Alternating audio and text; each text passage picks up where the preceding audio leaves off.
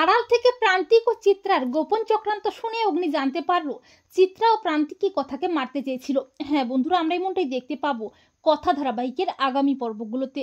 কথাকে সুস্থ করে তোলার জন্য গুহবাড়ির সবাই মা আনন্দের কাছে পুজো করতে থাকে।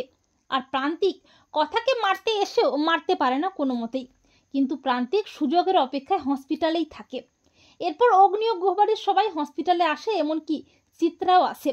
অগ্নি মরিয়া হয়ে ওঠে কথাকে সুস্থ করে তোলার জন্য। সবাই যখন কথাকে নিয়ে ব্যস্ত থাকে তখন চিত্রা হঠাৎই ছদ্মবেশী প্রান্তিককে দেখতে পেয়ে যায়। চিত্রা মনে মনে ভাবে, ওই সাফাই কর্মীটা কে? চিত্রা বলে, প্রান্তিকের মতো মনে হচ্ছে, তবে কি প্রান্তিক ছদ্মবেশে এসেছে কথাকে মারতে? চিত্রা সবার চোখের আড়ালে ছদ্মবেশী প্রান্তিকের সাথে গোপনে কথা বলতে থাকে। চিত্রা বলে, প্রান্তিক তুমি যেভাবেই হোক কথাগুলিকে শেষ করো, কথাগুলিকে সুস্থ হতে দেওয়া যাবে না। ও বেঁচে গেলে আমরা ধরা পড়ে যাব, সবাই জানতে পারবে আমরাই কথাকে মারতে চেয়েছিলাম। প্রান্তিক বলে, আমি থাকতে কথা আর বেঁচে ফিরবে না। আর প্রান্তিক ও চিত্রা যখন গোপনে চক্রান্ত করছে তখন অগ্নিও চলে আসে। অগ্নি বলে, মেজমা প্রান্তিকের সাথে গোপনে চক্রান্ত করছে আর প্রান্তিক সাফাই কর্মীর ছদ্মবেশে এসেছে কথাকে শেষ করতে। তার মানে সেদিন কথা ঠিকই বলেছিল। অগ্নি মনে মনে ভাবে, মেজমা ছি, মেজমা ছি, তোমার আসল চেহারাটা আমি জেনে গেছি।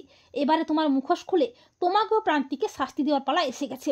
এই বলে অগ্নি আড়াল থেকে সবটা ফোনে ভিডিও করে নেয়।